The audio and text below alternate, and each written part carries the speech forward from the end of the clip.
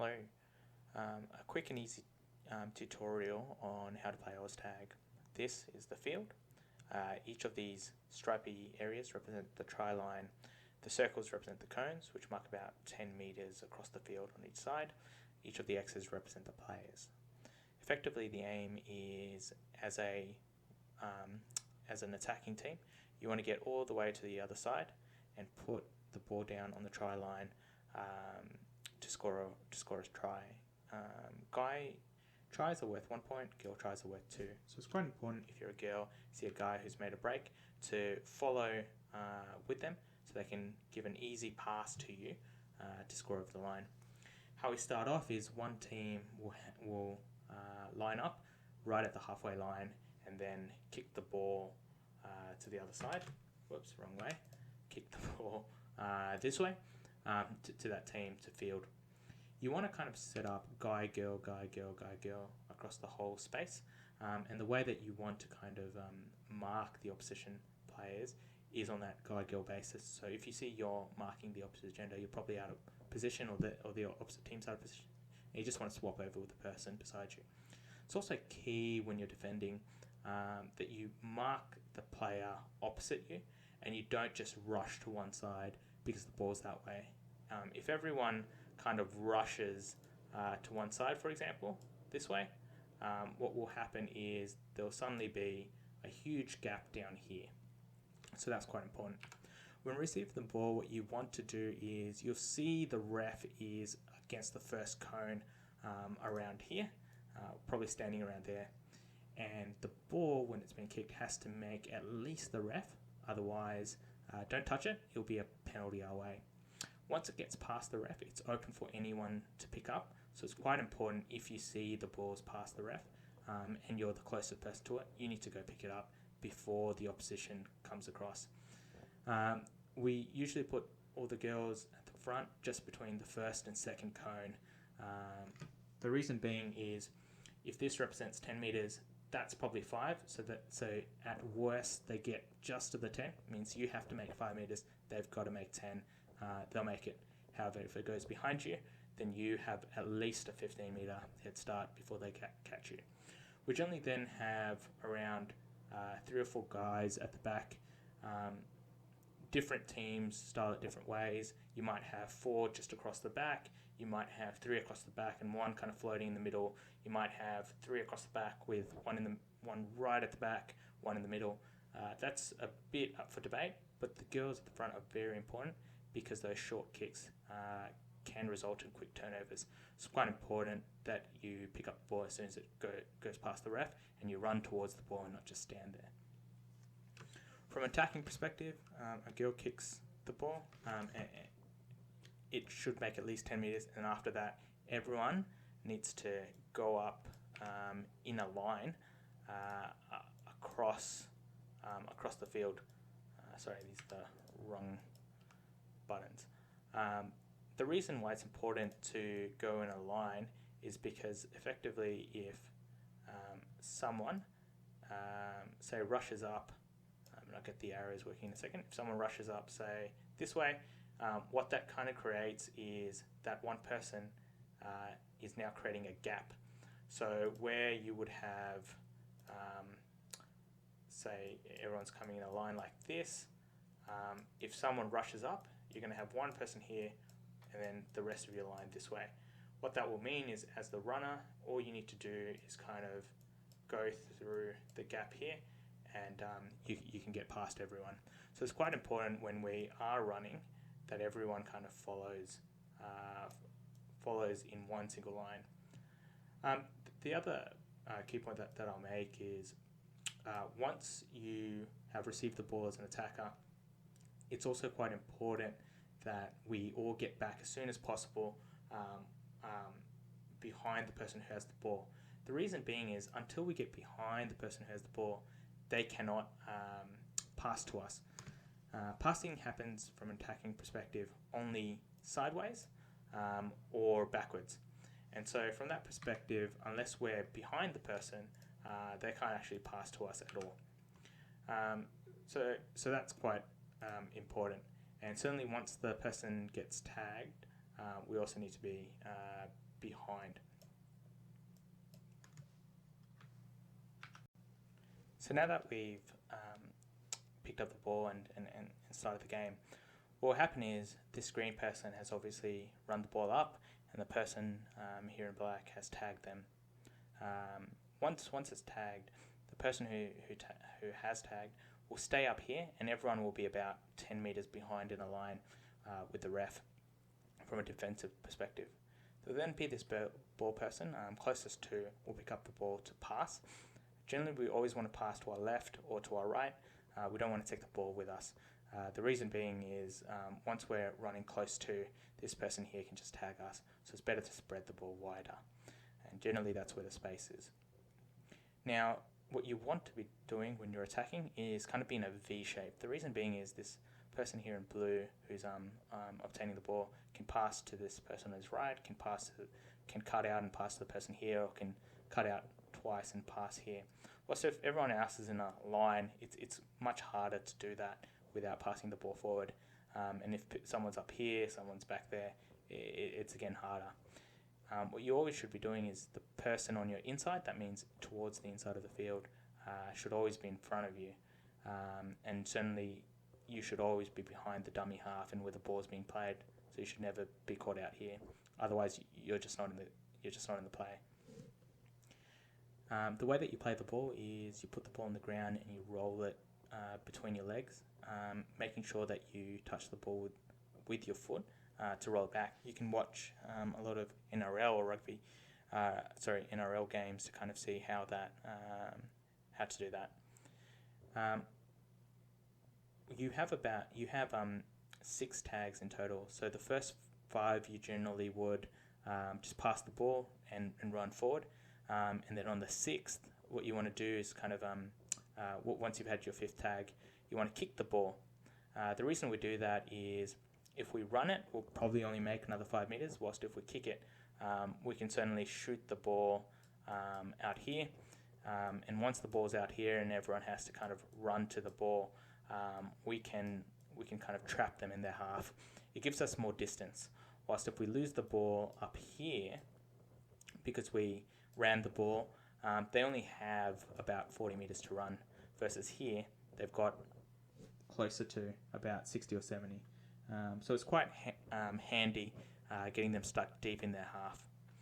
The other valuable piece is if you kick the ball, you'll have an opportunity for the faster players to kind of run on and grab it, whilst these players are still turning around.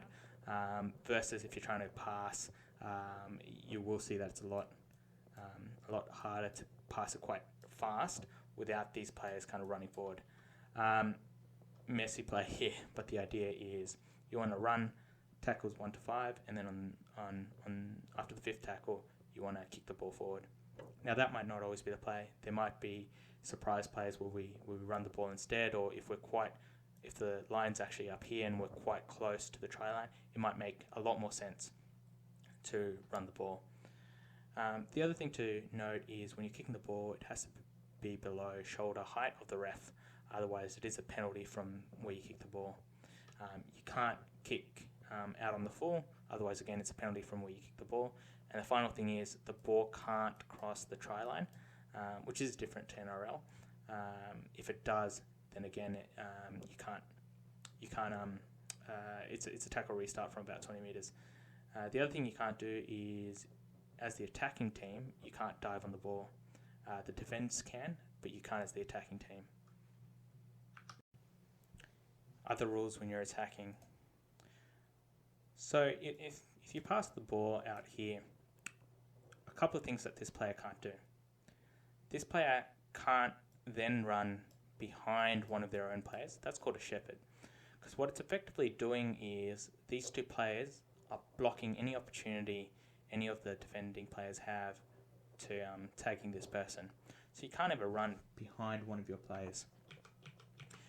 The other thing this person can't do is if they're within tagging distance and they fall down and they need to touch the floor, it's an automatic tag.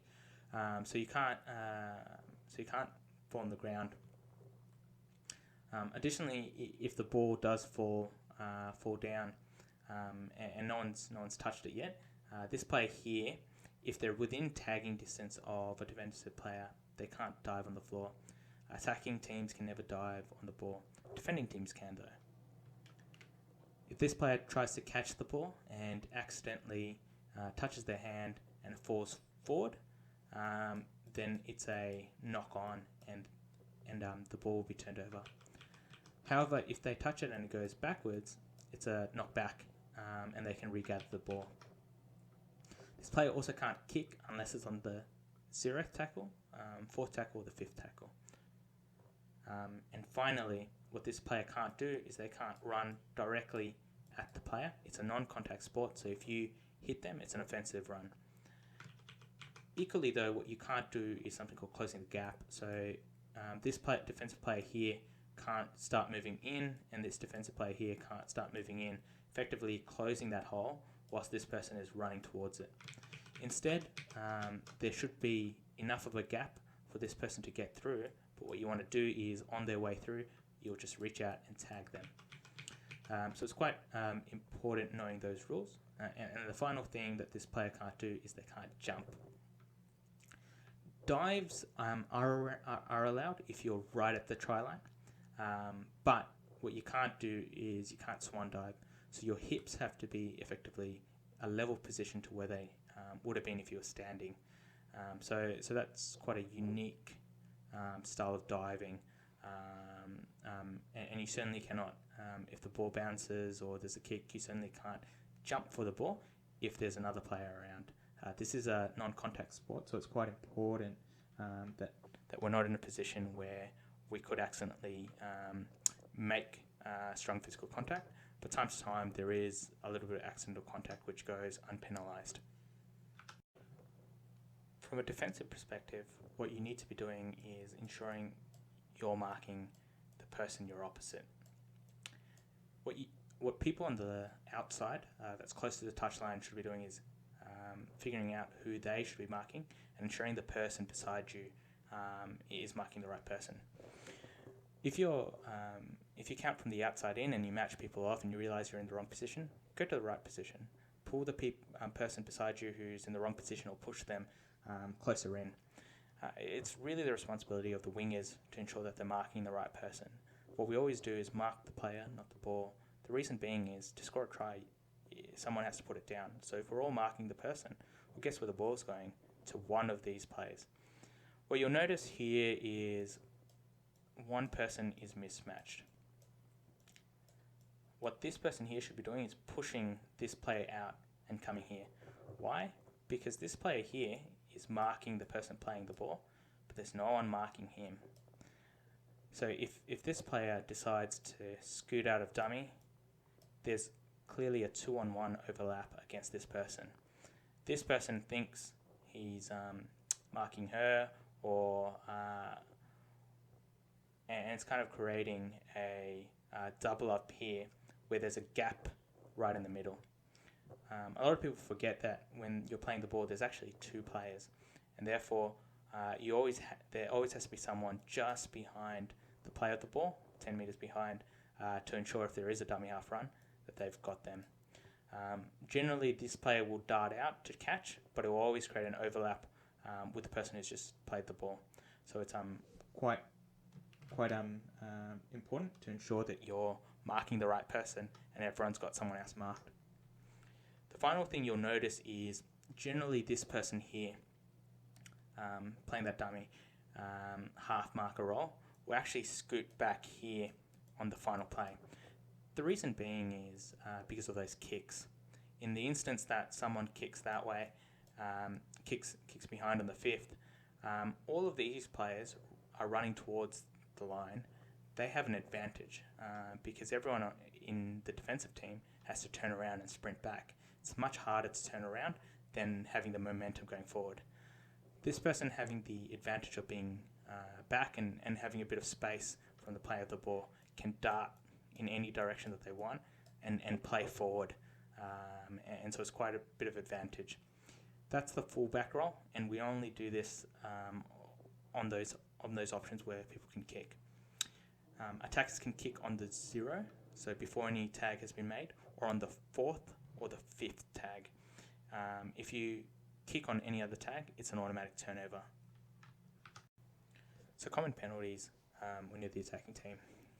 There's a few. So when you're running the ball, there's a few things to consider. One, your hands need to be away from the tags. You can't deny an opportunity to the defensive team by swatting their hands away or having your hands in between the tags. Also, as mentioned, what you can't be doing is going behind one of your players. That's a shepherd. You can't be running into them. That's an offensive penalty.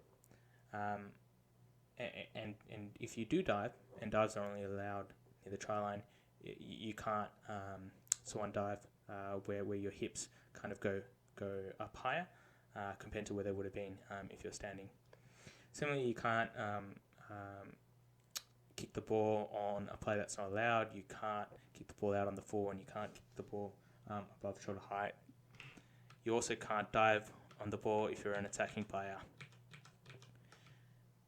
Those are generally the most common penalties as an attacking team. From a defensive perspective, what you need to ensure first and foremost is that you're onside. And what that means is this line here has to be at least 10 metres behind the player of the ball. And the ref will mark where that 10 metre line is. You don't want to be too far behind, because if you do get too far behind, you're just going to create a gap. The other thing to note is, as the dummy half marker here, you need to be directly opposite. Now, this will block your vision a little bit, but being adjacent whilst giving you better vision is not permitted. So just ensure that that you're in the right position. The other thing you can't do is, as we mentioned, you can't close the gap. That's when two players kind of come together to reduce the space between them, so this person can't run through. I did mention earlier that this attacker can't hit someone, but if they're running this way, if they're running that way, kind of into a hole, and this player runs towards them, and then there's contact, well, it's really this player's problem. And the benefit of the doubt will be given to the attacking side in that situation. Similarly, if you are defending, you can't, and you're in an offside position, you can't interfere with the play. So, for example, if you were a bit lazy and you wound up here, what you can't be doing is, when they're passing the ball, you can't try and get a tag, otherwise it's a penalty. And two, you can't block the ball from being thrown. Again, that's a penalty because you're in an offside position. Long video, sorry about that. But key points: always, if you're defending, always be behind the ref. If you're attacking, always be behind the dummy half. And then going from the inside out, always be behind the person towards your inside, just so you can get the ball and provide opportunities. Dummy half, don't try and run. Usually just pass the ball, but in off instances, you can do so. Only kick the ball if you're comfortable, and usually just after the fifth play. Defenders, please ensure that we're all in a line at all times, and you count from the outside in to make sure you're marking the correct person, and you're matched off. Also try and ensure that there's a guard-girl pattern throughout, so we're each supporting each other, and there's no mismatch with the opposite team in terms of gender. And the final thing, try not to jump, try not to swat away tags, try not to run behind your own player, and try and avoid contact. Those are really the key principles from a team management perspective. Try and, because we have a lot of team members, go for a quick 5-10 minute run, and then as soon as you've kind of puff it out, go swap over. If you score a try and interchange as well. We have a lot of people, so there's no reason why any of us should be tired and kind of dragging. If you see yourself struggling to get back on side, if you're running towards your try line trying to get back whilst the ball's still in play, you're clearly a little bit tired. time to kind of swap out. I hope this has been helpful to someone, and I'll keep it uploaded on YouTube for reference. But if you come to training, if you can, I'll run through the same points, and it'll be a little bit easier to follow and not having these stick figures and these poor illustrations. But hopefully that's been somewhat helpful to people. Thank you.